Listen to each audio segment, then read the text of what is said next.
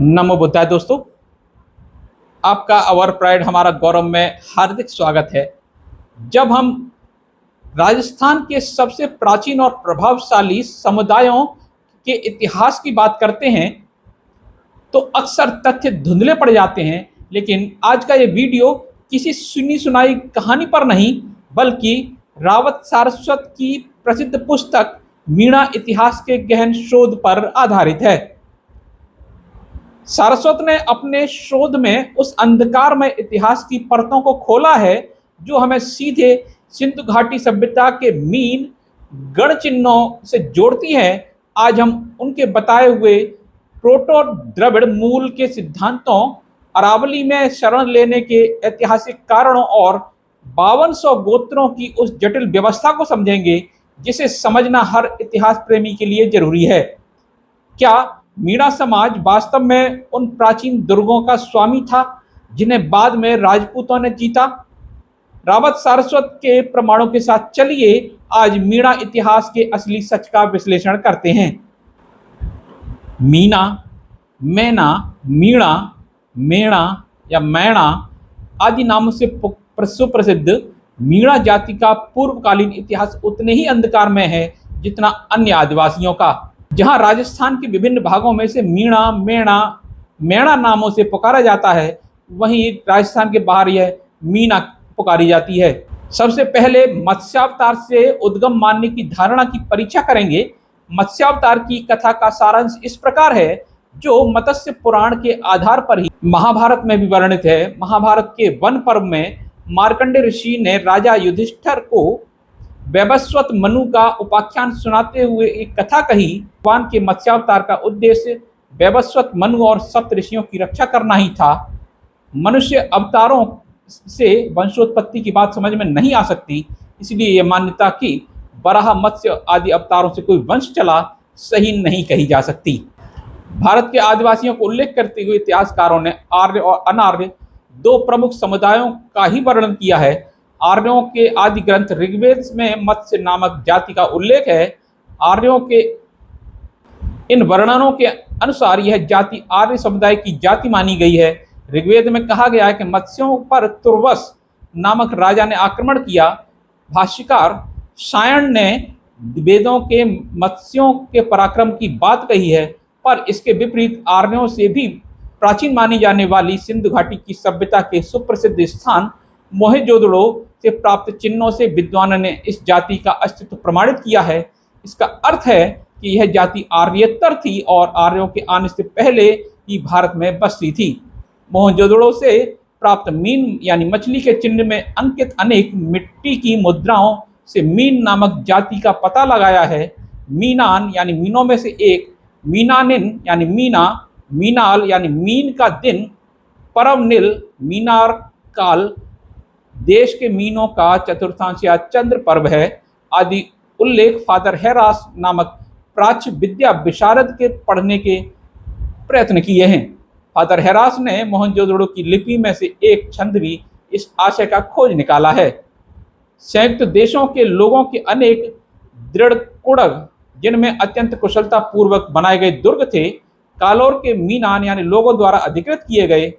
मोहनजोदड़ो से प्राप्त मीनांकित मुद्राओं का अध्ययन करने वाले एक अन्य विद्वान ने मीन के निशान को एक जातीय निशान माना है। उनके अनुसार यह निशान पशुओं पर लगाया जाता था। आज भी सिंधी में ऐसे निशानों को लख कहते हैं। जातीय निशानों की पुष्टि फादर हेरास द्वारा मोहनजोदड़ो वासियों के धर्म की चर्चा करते हुए भी की गई है। विद्वान लेखक ने सुविख्यात पुरातत्वज्ञ मार्शल के मोहेंजोदड़ो एंड इंडस सिविलाइजेशन नामक ग्रंथ में उल्लिखित एक तथ्य का वर्णन करते हुए लिखा है कि मोहेंजोदड़ो की मुद्राओं में एक कोली यानी मुर्गा द्वारा एक हाथी को हराने का संकेत है। इस घटना के ऐतिहासिक तथ्य यही हो सकता है कि कोलियों की जाति ने हाथियों की जाति को हरा दिया। इससे सिद्ध होता है कि विभिन्न निशान वाली जातियां प्रायः आपस में लड़ती रहती थी। इस प्रकार मीन निशान धारण करने वाली जाति जब एक बार हरा दी गई तो उसका चिन्ह मीन मरा हुआ मान लिया गया और उसकी खाल चतुर्दिक बिखरी हुई अंकित की जाने लगी। इन उल्लेखों से धारणा बनाई जा सकती है कि जाति के प्रतीक के रूप में उन्होंने मीन को प्रदर्शित किया, वे मीना कहलाए। वैदिक साहित्य में मत्स्यों का उल्लेख तो है, पर मीनों का कोई उल्लेख नहीं है। यही नहीं, मीना शब्द का लिखित प्रमाण हमें बहुत आगे जाकर परवर्ती राजपूत काल में मिलता है। इससे पूर्व सभी जगह मत्स्य शब्द का उल्लेख प्राप्त होता है। तमिल के मीन का शब्द जुड़ने पर हम इस प्रसंग को उस सिद्धांत से जोड़ सकते हैं जिसके अनुसार सर्वप्रथम भारत में बसने वाले लोग काले थे। तत्पश्चात उत्तर से आकर भारत में सर्वत्र फैल जाने वाले प्रोटो द्रविड़, जो बाद में तमिल, द्रविड़, दमिल या तमिल कहलाए, और फिर आर्य आए। मोहनजोदड़ो की संस्कृति को आर्यों से पूर्व की और उसमें प्राप्त मीनांकित मुद्राओं के आधार पर मीना जाति को भी तत्कालीन मान लेने पर मीन शब्द की तमिल व्युत्पत्ति की बात समझ में आ सकती है। यानी कि मीन शब्द जो है तमिल भाषा से उत्पन्न हुआ है। या यह भी ध्यान देने योग्य है कि फादर हेरास ने मोहनजोदड़ो को लिपि को प्रोटो द्रविड़ चित्र लिपि माना है। सिंध के ऐतिहासिक स्थानों तथा वहां के आदिवासियों के जो उल्लेख प्राचीन मुस्लिम इतिहासकारों ने दिए हैं, उनकी व्याख्या करते हुए सी रिट्टर नामक विद्वान ने मीनागर शब्द के प्रसंग में लिखा है कि मीन शकों का एक नाम है और उनके अनुसार राजपूताने की जंगली मीणा जाति इन शकों से ही निकली है, जो अब अपने पुराने वास स्थान सिंध से तनिक पूर्व की ओर धकेल दी गई। इसी प्रकार वीना नाम से उल्लेखित आदिवासी जाति को भी मीना ही माना गया है, जो अब अरावली पर्वत श्रृंखला के ऊपर की तरफ बसी हुई है। डॉक्टर मथुरालाल शर्मा ने मीणों को सिथियन या हूणों के वंशज ही माना है। पुरातत्वज्ञ फादर हेरास ने सन 1947 में अपने जयपुर भ्रमण के समय स्थानीय मीणा समाज के कुछ शिक्षित व्यक्तियों के साथ मीणों के प्राचीन ऐतिहासिक स्थल देखते समय यह व्यक्त किया कि मीन के चिन्ह से अंकित जो मुद्राएं मोहनजोदड़ो से प्राप्त हुई हैं, वैसा ही स्पेन के पास एक टापू में भी खुदा हुआ देखा गया है। फादर हेरास इस बात से पूरा विश्वास रखते थे कि आधुनिक मीणा उन्हीं पूर्व आर्य काल के मीन गण चिन्ह वाले लोगों के वंशज हैं। अतः जब तक अन्य पुष्ट प्रमाणों के आधार पर धारणा खंडित नहीं हो जाती, तब तक ये मान लेने में कोई हर्ज भी नहीं है कि मीणा लोग सिंधु सभ्यता के प्रोटो द्रविड़ लोग हैं, जिनका गण चिन्ह मीन यानी मछली था। वे लोग आर्यों से पहले से ही भारत में बसे हुए थे और इनकी संस्कृति सभ्यता काफ़ी बढ़ी चढ़ी थी। रक्षा के लिए वे दुर्गों का उपयोग करते थे। धीरे धीरे आर्यों तथा बाद की अन्य जातियों से खदेड़े जाने पर ये सिंधु घाटी से हटकर अरावली पर्वत श्रृंखलाओं में जा बसे, जहाँ इनके थोक आज भी हैं।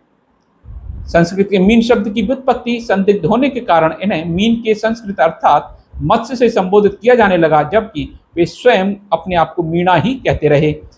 आर्यों से भी प्राचीनतर समझी जाने वाली तमिल संस्कृति में मीन शब्द मछली के लिए ही प्रयुक्त हुआ है।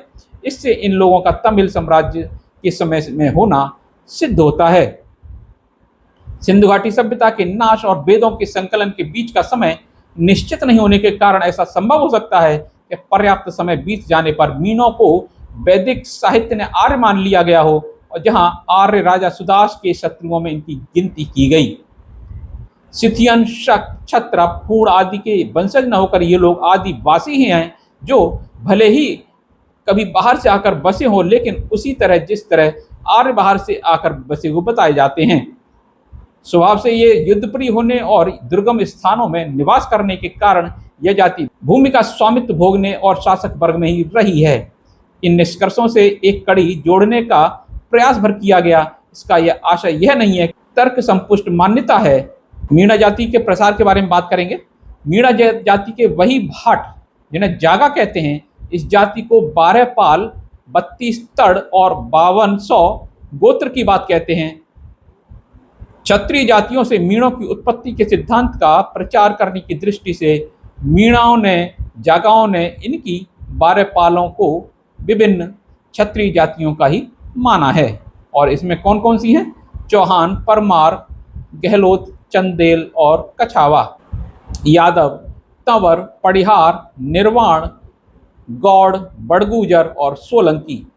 इस सिद्धांत में केवल यही चेष्टा की गई है कि मीणों को राजपूत जातियों के ही वंशधर बताकर उनके अहम की तुष्टि की जाए। तब की वास्तविकता कुछ और ही होनी चाहिए। राजस्थान में किसी न किसी समय राज्य करने वाली प्रायः प्रत्येक राजपूत जाति को पालों की इस गिनती में सम्मिलित करने का प्रयत्न किया गया है। मीणा जाति में राजनीतिक और सामाजिक जागृति की ज्योति जगाने वाले एक प्रमुख कार्यकर्ता श्री राजेंद्र कुमार अजय के अनुसार जमींदार और चौकीदार वर्गों का भेद विभिन्न आधारों पर हुआ है। राज्य सत्ता हाथ से निकल जाने के पश्चात भी मीणों ने हार नहीं मानी और गुरिल्ला प्रणाली के अनुसार निरंतर छुटपुट आक्रमण करते रहे। गुरिल्ला युद्ध में स्वभावतः मीणागण दो भागों में विभक्त हो गए, एक वे जो मोर्चे पर लड़ते रहे और दूसरे वे जो पीछे से अस्त्र शस्त्र और रसद आदि पहुंचाते थे। कालांतर में रसद पहुंचाने वाले लोग खेतीहर हो गए और उन्हें राज्य सत्ताओं ने भूमि देकर बसा दिया। गुरिल्ला युद्ध करने वालों से भी भिन्न समझौते हुए, जिनके अनुसार मीणों को जनता से चौथ वसूलने का अधिकार मिला और बदले में उन्हें शांति और सुरक्षा की जिम्मेदारी ले ली। बाद में इनमें कुछ मतभेद हो गए। कुछ लोग तो इस मत के हो गए कि हम मरते मर जाएंगे पर लड़ाई लड़ते रहेंगे। कुछ लोग इस विचार के हो गए कि लड़ाई कब तक लड़ते रहेंगे, दोबारा शक्ति तो हाथ में आने से रही। इन विचारों वाले मीणों को राजपूतों ने फुसलाने की कोशिश की और जमीनें आदि देकर खेती करने को कहा। इस कारण से हतोत्साहित प्रकृति के मीणों ने जो असुविधाओं से परेशान हो गए थे, जमीनें लेकर कृषक जीवन अपनाना पसंद किया। ये लोग जमींदार मीणों हो गए। दूसरे पुराणावासी या नयावासी, जैसा कि शाब्दिक अर्थ से स्पष्ट है कि पुराणावासी मीणों वो लोग हैं जो पर्याप्त अवधि से बसे हुए हैं और नयावासी जो बाद में आकर बसे। यह भी मान्यता है कि पुराणवासी मीणा जमींदार मीणों को कहते हैं और नयावासी मीणा चौकीदारों को। नीम का थाना यानी सीकर जिला के पास नयाबास नामक चौकीदार मीणों का प्रमुख स्थान है तथा यहाँ के चौकीदार मीणों के नाम देश में दूर दूर तक हुई चोरी की घटनाओं में लिए जाते हैं। नयाबास गांव के नाम से चौकीदार मीणों को नयाबासी कहा जाने लगा हो। वैसे सामान्य बोलचाल में तो पुराणावासी और नयाबासी का शाब्दिक अर्थ ही लिया जाता है। वस्तुस्थिति तो यह है कि एक वंश गोत्र में चौकीदार और जमींदार दोनों वर्ग मिलते हैं। छापोला और बागड़ी गोत्रों में ये दोनों वर्ग आज भी देखे जा सकते हैं। राजपूत जाति में अनेक सुप्रसिद्ध डाकू हुए हैं पर उनको कभी पृथक जातीय वर्ग की संज्ञा नहीं दी गई। मीणा एक बहुसंख्यक जाति है, अतः उनके ऐसे किसी स्थान विशेष या वर्ग विशेष के कारण समूची जाति को कलंकित करने की कुचेष्टा की गई है। उदाहरण के तौर पर जैसलमेर के भाटी और शेखावाटी के अनेक शेखावत राजपूत छोटी छोटी जमीनों के मालिक होने के कारण अभावग्रस्त रहने और स्वभाव से स्वच्छंद प्रकृति होने के से प्रायः पुराने शासकों के लिए सिरदर्द बने रहे। स्वयं अकबर शेखावाटों से प्रसन्न नहीं था, वह उन्हें जटड़े कहकर संबोधित करता था। बात करेंगे रावत मीणा की। अजमेर मेरवाड़ा में इन लोगों का थोक है। वैसे मीणों के 5200 गोत्रों में रावत गोत्र यह भी रावत मीणा के नाम से विशेष रूप से क्यों पुकारे जाते हैं कहा नहीं जा सकता। रावत शब्द जहाँ सामंतों में राव, रावल, राजा आदि की श्रेणी में एक प्रतिष्ठित पदवी मानी जाती थी, वहीं अनेक जातियों में यह विशेष खाप के रूप में व्यवहार में हुआ है। खंडेलवाल वैश्यों में रावत गोत है जो ढोलियों में भी रावत गोत माना जाता है। अतः रावत मीणा के सामाजिक स्तर का बखान नहीं किया जा सकता। हाँ, ये सवर्ण हिंदू हैं, ये लोग अपनी व्युत्पत्ति राजपूतों से मानते हैं। अगले बात करेंगे चमरिया मीणा। आगरा उत्तर प्रदेश की ओर चमरिया मीणा पाए जाते हैं। संभवतः चमड़े का काम करने के कारण उन्हें ऐसा कहा जाने लगा हो। वैसे राजस्थान में चमारों तथा मीणों का सामाजिक वैमनस्य अनेक स्थानों या समयों पर देखने में आया है। निकट के अध्ययन करने वाले एक सामाजिक कार्यकर्ता का मत है कि चमारों और मीणों के अनेक सामाजिक मान्यताओं तथा रीति रिवाजों में आश्चर्यजनक समानता है, पर इनकी शत्रुता भी बड़ा हिंसक रूप धारण कर लेती है। मीणों के नुक्ते के अवसर पर चमारों द्वारा मिठाई बनाने और स्त्रियों द्वारा आभूषण रखने पर आपत्तियां की हैं और तनातनी बढ़ने पर रक्तपात भी हुआ है। बात करेंगे भील मीणा की। ये लोग अधिकांशतः अजमेर, मेरवाड़ा, मेवाड़, बागड़, डूंगरपुर और बांसवाड़ा क्षेत्रों में पाए जाते हैं। भीलों तथा मीणों के निरंतर साथ रहने के कारण यह नई जाति खड़ी हुई जो दोनों का लाभ उठाती है। मेवाड़ के सभी भील नहीं हैं, उनमें मीणा भी हैं। हम बात करेंगे असली या आदुमीणा।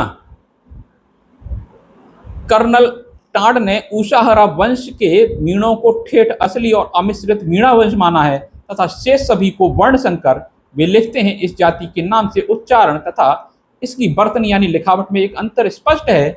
मेना या मेना से आशय है कि असल या अमिश्रित जाति का, जिससे अब केवल एक उषाहरा ही है, जबकि मीणा मिश्रित जाति के लिए प्रयुक्त होता है, जिनकी पाल 12 या 12 जातियां चौहान, जादूण, पडिहार, कछवाहा, सोलंकी और सांखला, गहलोत आदि राजपूत जातियों से निकली हैं। जहां तक उषाहरा वंश की श्रेष्ठता का प्रश्न है, यह तथ्य एक लोक प्रचलित पद्य से भी प्रमाणित होता है। काकस पबड़ी कावरा, दुमालों की दौड़, पहला मीणा उषाहरा, पीछे मीणा और। अगला है ढेड़िया मीणा। गोड़वाड़ और जालोर क्षेत्र की मीणा को ढेड़िया मीणा कहा जाता है। ये लोग गौमांस का भक्षण से घृणा नहीं करते। अगले हैं 10वें संख्या में सूरतवाल मीणा।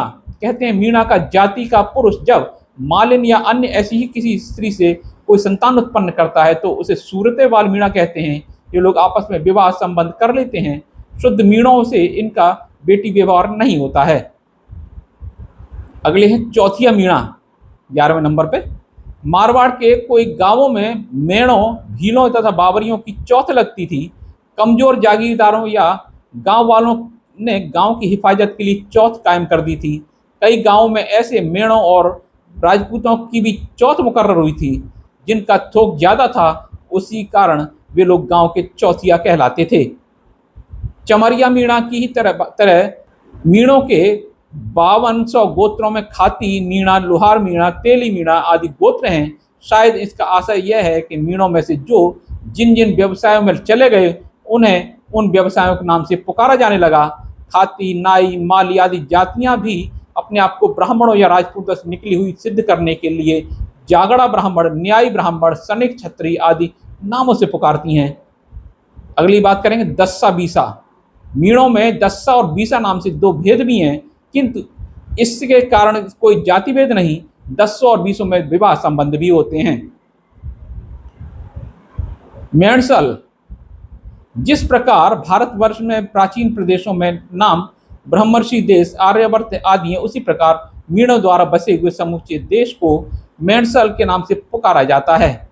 अगला है मारण या म्यारण। शब्द सारे मीणा समाज के लिए प्रयुक्त होता है। जागाओं ने इसे महारण तथा अभ्रंश मानकर कवित्वबद्ध किया और इसकी टीका करते हुए माहिष्मती का महोयर यानी महारण करके राजाओं ने उस नगरी का नाम मारणपुर रखा, जब से मैना जाति मारण वंशी हो गई।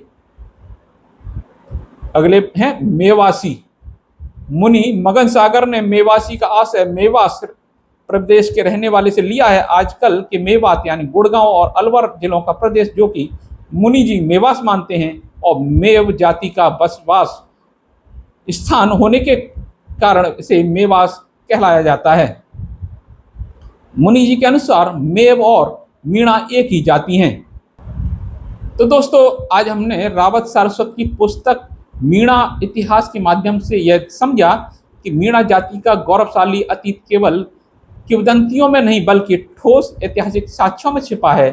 सारस्वत का विश्लेषण हमें सिखाता है कैसे एक महान सभ्यता ने समय की मार और बाहरी आक्रमणों के बीच भी अरावली की कंदराओं में अपनी संस्कृति का और स्वाभिमान को सुरक्षित रखा। उनके द्वारा बताए गए उषाहरा वंश की शुद्धता और मेवासी होने का गौरव आज भी इस समाज की रगों में दौड़ता है। अगर आप इस विषय को और विस्तार से पढ़ना चाहते हैं तो रावत सारस्वत की पुस्तक एक अनमोल धरोहर है। आपको यह शोध आधारित जानकारी कैसी लगी हमें कमेंट में जरूर बताइए। वीडियो को लाइक करें और इस प्रमाणिक इतिहास को घर घर पहुंचाने के लिए शेयर जरूर करें। ऐतिहासिक तथ्यों के साथ फिर मिलेंगे, तब तक के लिए जय हिंद, नमो बुद्धाय।